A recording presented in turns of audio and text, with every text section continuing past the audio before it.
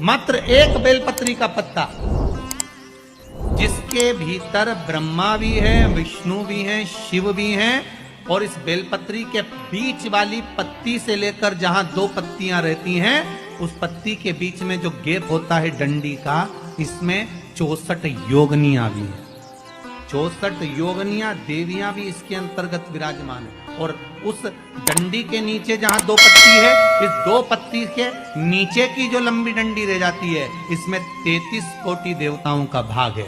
उस डंडी के नीचे जो छोटा सा एक मोटा सा भाग रह जाता है, कई बार आप लोगों ने बेलपत्री को तोड़ा होगा तो नीचे एक मोटा सा भाग रह जाता है महाराज, उसके अंतर्गत सारे तीर्थों का भाव जागृत रहता है। उस बेलपत्री को केवल साधारण ना समझे, शिव को अगर समर्पित कर रहे हैं तो वो संपूर्ण उसी के अंतर्गत, संपूर्ण।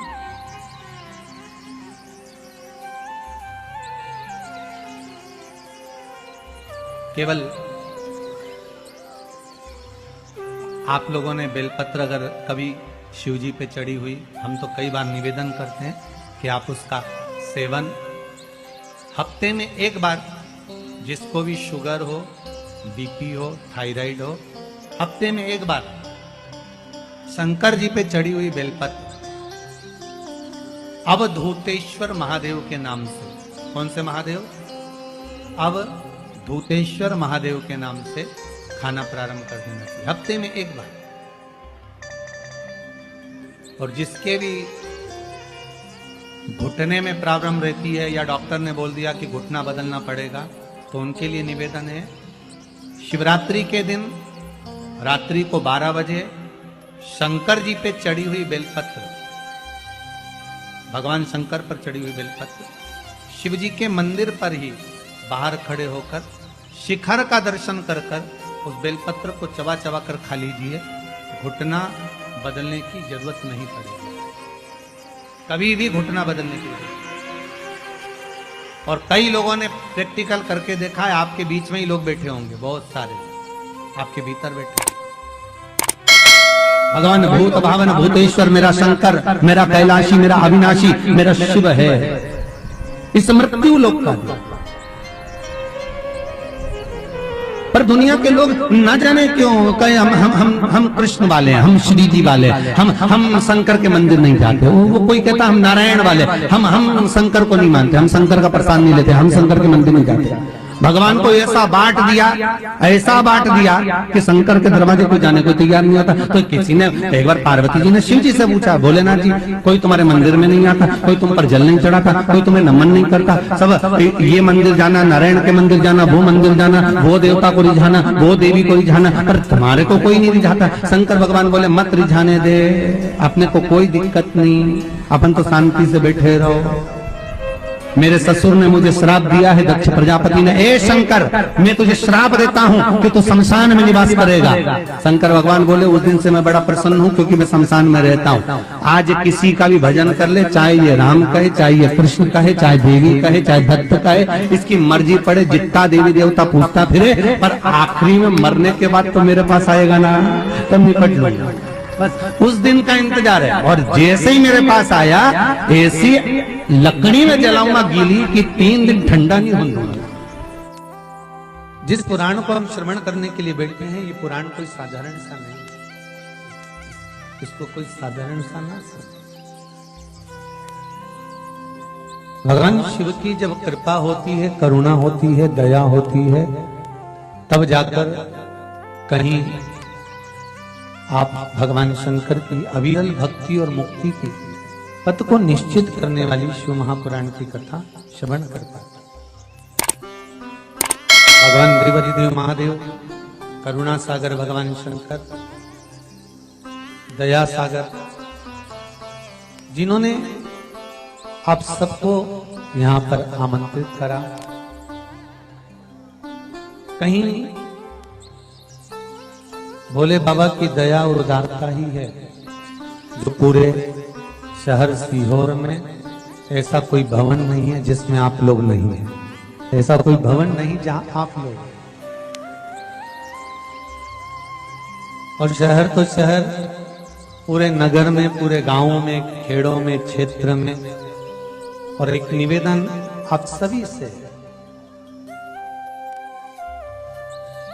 जितनी देर की कथा है आप लोग उसको स्मरण कर कर श्रवण करें और अपने जीवन को सार्थक बनाएं। बाबा देवादिदेव महादेव ने ये करुणा करी है, कृपा करी है, दया करी है, जिसको हम अपने जीवन में उतार सकते। बस आपके आसपास में अगर कोई खड़ा हुआ हो, बोल रहा हो, तो उसके चरण पकड़कर आप उसको कहें कि थोड़ा शांत रहें, जिससे हम भगवान की जिस कारण आए, आप आए किस कारण से, आप किस लिए यहां पहुंचे हो, केवल उसके दो कारण हैं। एक बाबा देवादिदेव महादेव का प्रसाद स्वरूप रुद्राक्ष चाहिए और दूसरी शिव महापुराण की कथा चाहिए। केवल दो कारण हैं और उसके सिवाय कोई कारण आपके पास में है? कौन किसके यहाँ आता है जी? किसके बस का है? जो कोई आए जाए, किसके बस का? ये तो देव आदिदेव महादेव की करुणा, कृपा, दया, उदारता है, जिसके बल पर हम भगवान की अविरल भक्ति और मुक्ति का साधन शिव महापुराण कथा का रस साधन करते। शंभो शरणे मांगू घड़ी रे घड़ी, दुख काटो दया करी न दर्शन आपो। शंभो शरणे मांगू घड़ी रे घड़ी, दुख काटो दया करी न दर्शन आपो। बाबा से केवल एक निवेदन, एक प्रार्थना और बाबा से केवल एक विनती, हमारे जीवन की एक सार्थक कि तेरा ही दिया मैंने खाया पिया है, तेरा शुक्रिया है, तेरा शुक्रिया है। मुझे भोले बाबा ने बहुत दे दिया है, तेरा शुक्रिया है, तेरा शुक्रिया है। ये जायदाद दी है, औलाद दी है, मुसीबत में हर वक्त इमदाद दी है। तेरा ही दिया मैंने खाया पिया है, तेरा शुक्रिया है, तेरा शुक्रिया है। उसकी कृपा ना हो तब तक कोई कार्य हो ही नहीं सकता।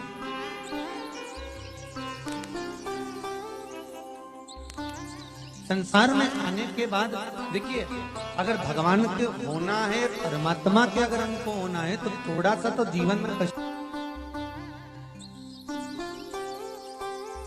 वैकुंठ चतुर्दशी का जो दिन है महाराज, इस दिन रात्रि को 11 बजे से लेकर 12:30 के बीच में दीपदान होता है और 14 दिए का दान होता है। इसमें 14 दीप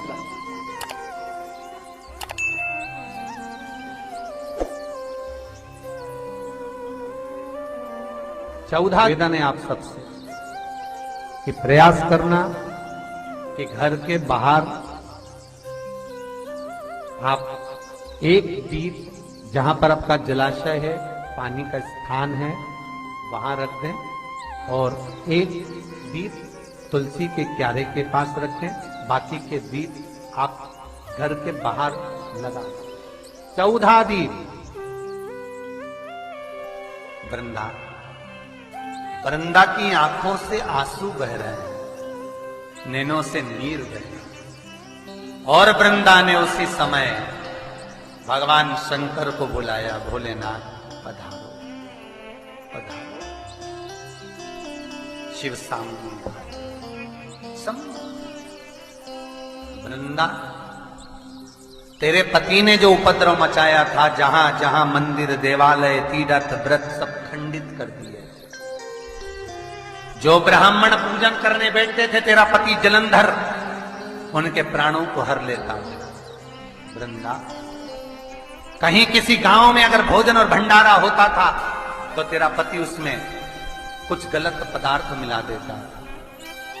वृंदा, तेरे पति को मारना जरूरी था। वृंदा की आंख में आंसू भरे थे और वृंदा आंसू भरती भरती कहती है, भोलेनाथ, मैं ये भगवान विष्णु को श्राप देती हूं कि ये पत्थर के हो जाए, ये पत्थर के हो जाए। और मैं वृंदा हाथ में जल लेकर अपने शरीर पर डालती हूं और मैं तुलसी का पौधा बनूंगी। पर भोलेनाथ, हे शंकर, हे शंभु, हे त्रिकालदर्शी, हे कैलाश, मैं तुलसी कभी आप पर नहीं चढ़ूंगी। केवल वर्ष में एक दिन होगा बैकुंठ चतुर्दशी का दिन, जिस दिन भगवान का हरिहर मिलन होता है। बैकुंठ चतुर्दशी दीपावली के बाद में आती है, पूर्णिमा के पहले, कार्तिक पूर्णिमा जो आएगी बैकुंठ। और इस बैकुंठ चतुर्दशी का बड़ा महत्व है साहब। जो बच्चे पढ़ने में कमजोर होते हैं, विद्या में कमजोर होते हैं, जिनकी चित्तवृत्ति कमजोर होती है, जो उनको माता पिता बार बार कहते पढ़ पढ़ पढ़ और बच्चा पढ़ता नहीं है, उनका दिमाग, उनकी चित्तवृत्ति खेलने में लगी रहती है, चिड़चिड़े रहते हैं, उन बच्चों के लिए शिव महापुराण कहती है बैकुंठ